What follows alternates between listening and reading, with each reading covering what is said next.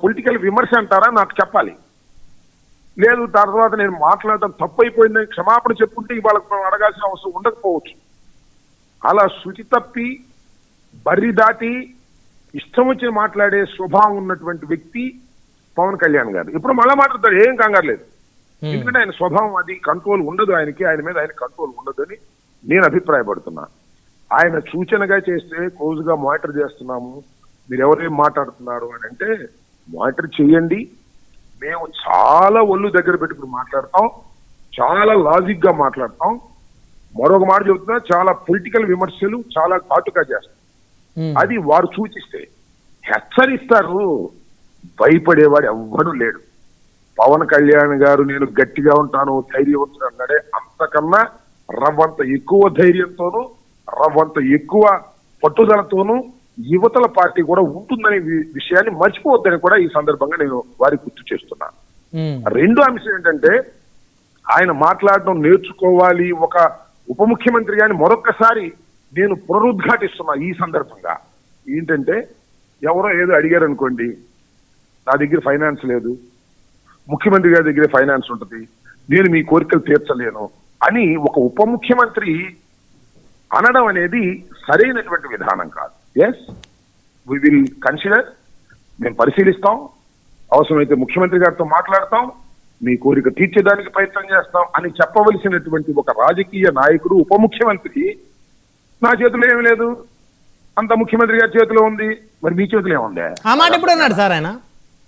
ఇందాక అన్నాడు, చూడండి మీరు, ముఖ్యమంత్రి గారి దగ్గర ఫైనాన్స్ ఉంటుంది, మా దగ్గర ఉండదు, బడ్జెట్ మా దగ్గర ఉండదు అంటే ఆయన ముఖ్యమంత్రి గారికి చెప్పే కదా ఏదైనా నిధులు విడుదల చేయించేటువంటి ఒక కార్యక్రమాన్ని శ్రీకారం చుట్టాలంటే లేదనేది నా ఆర్గ్యుమెంట్.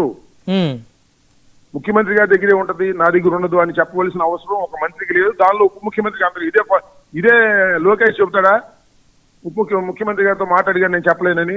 అనేక సందర్భాలు లోకేష్ గారు కూడా చెప్పారు, ముఖ్యమంత్రి గారితో మాట్లాడతాం దీని గురించి అని.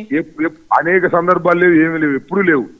అది గుర్తుపెట్టుకోండి. అది రెండోది ఏంటి, సమస్య ఏదైనా వస్తే మీరు ఓటేశారు కాబట్టి మమ్మల్ని నిలదీయని అన్నాడు, కూటమి నిలదీయని అన్నాడు.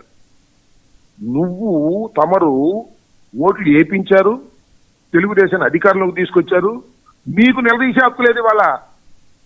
ఎవరిని? చంద్రబాబు నాయుడిని. ఇవాళ నేను అడుగుతా ఉన్నా, ఏ తప్పు చేయట్లేదా చంద్రబాబు నాయుడు గారు? ఇప్పుడు మాట్లాడరు మీరు, డబ్బా కొట్టే కార్యక్రమం చేస్తున్నారు మీరు. కేవలం కూటమిని మొయ్యటం కోసమే మీరు పనిచేస్తున్నారు.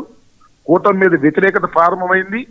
ఆ కూటమి వ్యతిరేకత ఒకటి వేళతో ప్రజలు పీకవతలు బారేస్తారు, లేపవతలు బారేస్తారు రాబోయే కాలంలో. అప్పుడు మిమ్మల్ని తమరు కూడా లేపవతలు బారేస్తారు అనే విషయాన్ని దయచేసి మర్చిపోవద్దని కూడా ఈ సందర్భంగా నేను చెప్పదలుచుకున్నాను. ఒక పద్ధతి ప్రకారం విమర్శలు చేయండి, మాకేం అభ్యంతరం లేదు. వైఎస్ఆర్ కాంగ్రెస్ పార్టీ అదేమంటే వైఎస్ఆర్ కాంగ్రెస్ పార్టీ వారసత్వం, అప్పులు ఇచ్చింది, అది ఇచ్చింది, ఇది ఇచ్చింది అంటే మీరేం చేస్తున్నారే నాకు అర్థం కాల. 5 ఏళ్ల పాటు రాష్ట్రాన్ని వైసీపీ విధ్వంసం చేసింది అనేది వారి అభిప్రాయం అనేక సందర్భాల్లో చెప్పారు. కాదండి, అప్పులు ఇచ్చిందంటే ఇప్పుడు మీరేం చేస్తున్నారని అడుగుతున్నా. ఈ కూటమి ప్రభుత్వం ఏం చేయాలి? దానికి రెస్పాన్సిబిలిటీ లేదా? పవన్ కళ్యాణ్ గారి రెస్పాన్సిబిలిటీ లేదా? కూటమి ప్రభుత్వం చేసే అప్పులకి రెస్పాన్సిబిలిటీ లేదా? ఇప్పుడు అప్పులు చేయటం లేదా? మేమే అప్పులు చేశామా? దీనికి సమాధానం చెప్పాలి కదా ఆయన.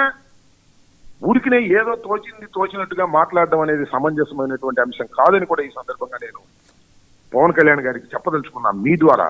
15 సంవత్సరాలు కూటమికి అండగా ఉండండి, నిలబడండి అని ఆయన ప్రజలకి మరొకసారి కూడా పిలుపునిచ్చారు ఈ రోజు రాజోలు. ఎందుకంటే రాజోలు గడ్డంటే జనసేన అడ్డాలాగా ఉంది కదా.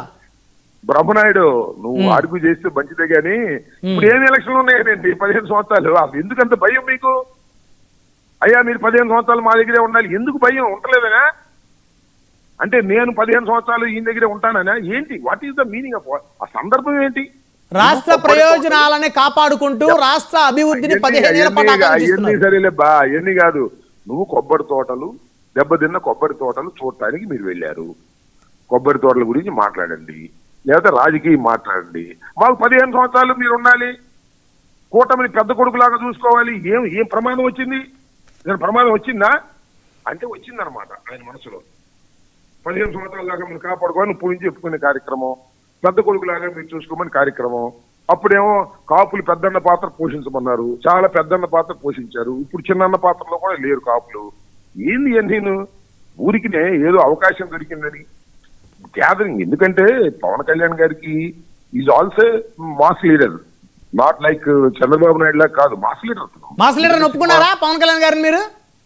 నేను ఇప్పుడు ఒప్పుకుని మాస్ లీడర్ అతను. అది సినిమా క్రేజ్ ఉన్న మంది చాలా మంది పోగవుతారు. క్రౌడ్ పుల్లర్, దానిలో సందేహం ఉంది. ఆయన క్రౌడ్ పుల్లరే, విజయశాంతి కూడా క్రౌడ్ పుల్లర్ అయింది కాదంట. ఆయన 21 సీట్లు గెలుచుకున్న వ్యక్తిని ఆయన మాస్ లీడర్ కాదని ఎట్లా అంటాం? మాస్ లీడర్ అయితే ముఖ్యమంత్రి ఆయన ఏం చేయాలి? నేను ముఖ్యమంత్రిని కాదు అని చెప్పాడు. ఇందాక నేను విన్నాను. ముఖ్యమంత్రి కాదనుకుంటే అవుతావు, నువ్వు కాదో తెలుసుకోవాలి. అది లేదు, నేను ముఖ్యమంత్రి కాదు, 15 సంవత్సరాలు నేను ఈయన మోస్తాను, 15 సంవత్సరాలు కూటమికే ఉండండి. అది ఇవన్నీ కూడా నేను ఒక మాట చెబుతాను, చేతగాని వ్యవహారాలు మాట్లాడటం సమంజసం కాదు. ఇవాళ మెడికల్ కాలేజీలు అమ్ముకుంటుంటే నిలదీయలేని తత్వంలో ఉన్నావు నువ్వు. నువ్వు తెలుగుదేశం పార్టీని అధికారంలోకి తీసుకురావడానికి కీలక భూమిక పోషించినటువంటి పవన్ కళ్యాణ్ గారు ఇవాళ మెడికల్ కాలేజీలు అమ్ముకుంటుంటే నోరు మూసు కూర్చున్నావు. నిలదీసే హక్కు నీకు లేకుండా పోయింది. కానీ ఓటేస్తే మమ్మల్ని నిలదీయమని వాళ్ళు అడుగుతున్నావు. నువ్వు గెలిపిస్తే నీకు నిలదీసే హక్కు లేదు, మాట్లాడే పని లేదు. నీ అన్నకి ఎమ్మెల్సీ ఇచ్చి మంత్రి ఇస్తానంటే దాన్ని మాట్లాడే హక్కు లేదు నీకు, మాట్లాడలేకపోతున్నావు. ఏంటిది? నువ్వు ఇంకోళ్ళకి నీతులు చెప్తే ఎట్టా కుదిరిద్ది? నీ పరిస్థితే అతి దారుణంగా ఉంది కూటమిలో. నేను లెక్క చేసే పరిస్థితులు లేదు. Number 1 Chandrababu Naidu, number 2 Lokesh. ఆ తర్వాత ఎవడైనా అనే పరిస్థితుల్లో ఆ ప్రభుత్వం పనిచేస్తుంటే ఇంకా సిగ్గు లేకుండా నేను ఉప ముఖ్యమంత్రిని, నేను బ్రహ్మాండంగా చేస్తున్నాను, కూటమిని మీరు కాపాడండి. ఏంది నాకు అర్థం కాల. మీరు ఆ కూటమిని విడదీయాలని ఎన్ని మాటలు మాట్లాడినా, ఎంత రెచ్చగొట్టినా, 15 ఏళ్ల పాటు ఆ కూటమి రాష్ట్రంలో ఉంటుందని వారు చెప్తున్నారు. ఎన్ని చూసాం చిన్నప్పటి నుంచి. మాటలతో విడదీస్తావా? మాటలతో కలుపుతావా? అసలు విడదీయటం అనేది జరగని పని. వాళ్ళే కలిసి ఉంటారు.